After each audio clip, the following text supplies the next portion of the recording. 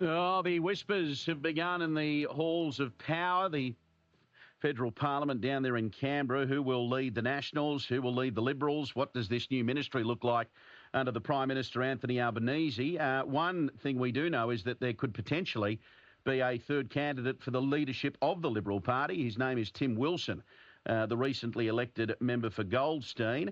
And he's being endorsed by Jason Falinski, a former New South Wales Liberal Party president who lost the Sydney seat of Mackellar back in 2022.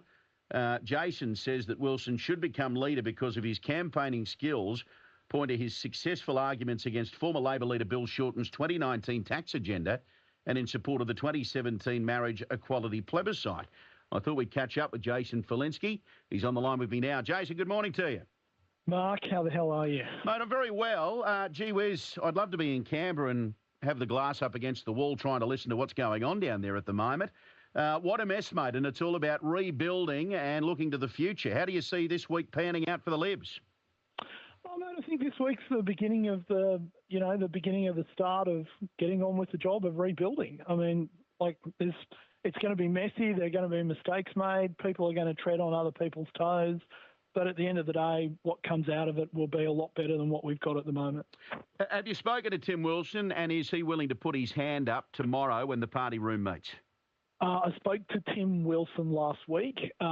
He certainly wasn't saying to me that he was going to put his hand up, but I was pushing pretty hard for him to do that, yes. Why do you think he would be suitable as the next leader of the Liberal Party? Because, Mark, every political movement goes through this point in time where they're down and out and people say, can they ever come back? And the people who always lead those political movements through the valley of darkness out the other side have certain characteristics. And one of them is that they know what they stand for, they're willing to have a fight about it, and most of all, they've demonstrated competence in those fights. And with Tim, what you see is what you get. And you know when he says something, he's going to stand there and fight for it. He's not going to back down. And at the moment, more than ever, that's what the Liberal Party needs. Does he have the numbers? Mate, I'd have no idea. I wish I could tell you, actually. Look, breaking news.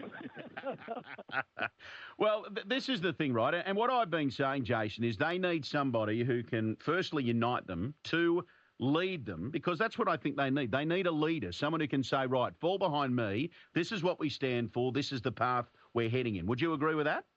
That's someone who can set the agenda. I mean, look, you know, in March of this year, people were on the verge of throwing out an incompetent government that in the last 3 years had made their lives worse. None of that has changed in the last 2 months, and it's only going to get worse over the next 3 years. And whoever is leading us every single day needs to wake up and fight for the soul of Australia and for the hearts and minds of the Australian people. Well, obviously, the option at the moment, the leading candidates are Angus Taylor and Susan Lee. Do you have a preference out of those two? Mate, I think both of them bring different skill sets to the job. Both of them are really competent, and both of them, I think, would do a pretty good job. It's just, you know, if I had a third choice, I'd probably pick that third choice. Mm. As far as what's going on this week and what's happening in Canberra, there'll be. How does this work? I mean, we keep hearing about the factions, and for those political nerds out there, they understand how this all works, and you obviously understand how it works as a former Liberal Party president in New South Wales. There's lots of phone calls happening. Are they doing the numbers prior to this vote tomorrow? Yeah, there's lots of phone calls. Mate, the biggest faction in Canberra across all parties is this faction called self-interest. So what everyone will be working out is what's in their best self-interest. Well, and the phone calls that are going on at the moment and the numbers that are being done at the moment are about selling people on how a particular outcome will be best for them. What's your view on Jacinta Nampijinpa-Price making the switch to run for the deputy leadership?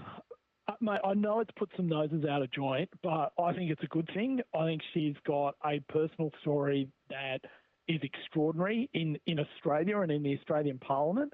I think that she's one of the few people who, I think Australians more so than anything else, are crying out to have someone who is willing to tell truth to power.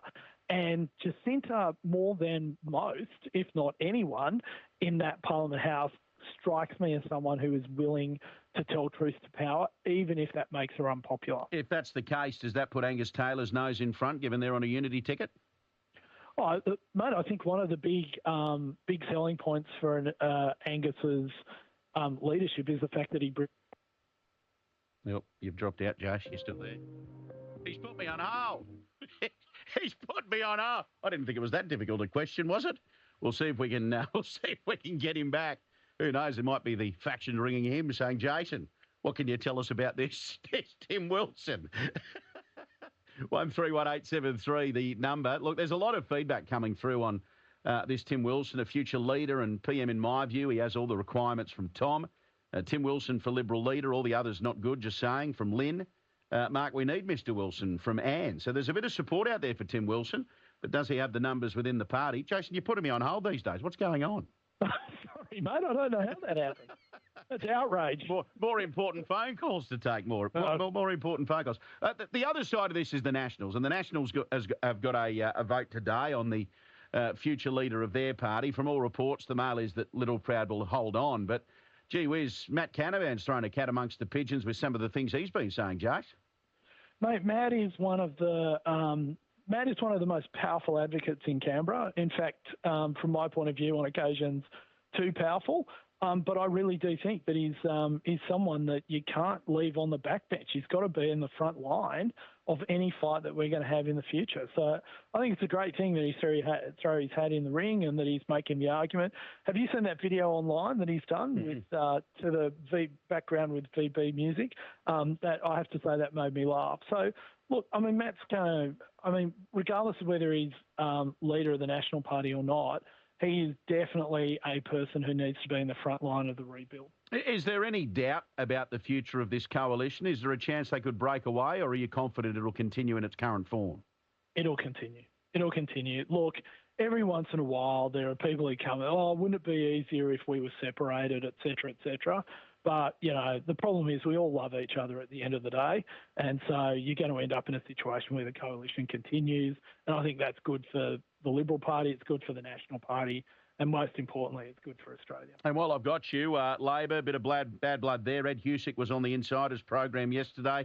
Oh, geez, talk about throwing a tantrum. He's not happy, Jace? No, mate. I haven't seen anything like that in my time. Talk about getting garroted by the silent assassin. He did a great job on Richard Miles and frankly Anthony Albanese. So and Ed is someone who is well liked in the Labor Party caucus. So I don't think you want to have him sort of lurking in the background, a bit like Brutus lurking behind the columns in the Roman Senate. Anyway, I like how your mind thinks. That's very clever.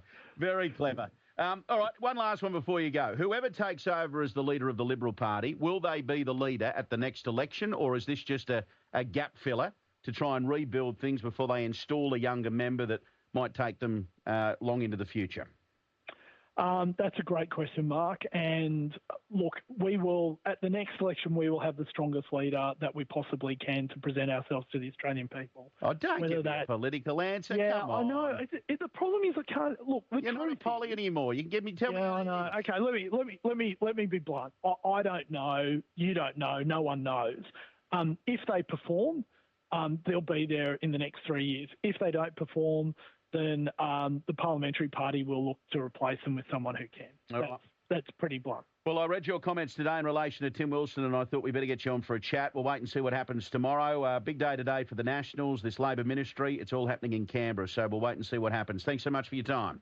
Thanks, Mark. Really appreciate it. That's Jason Falinski, former MP for Mackellar on the Northern Beaches and a former president of the New South Wales Liberal Party.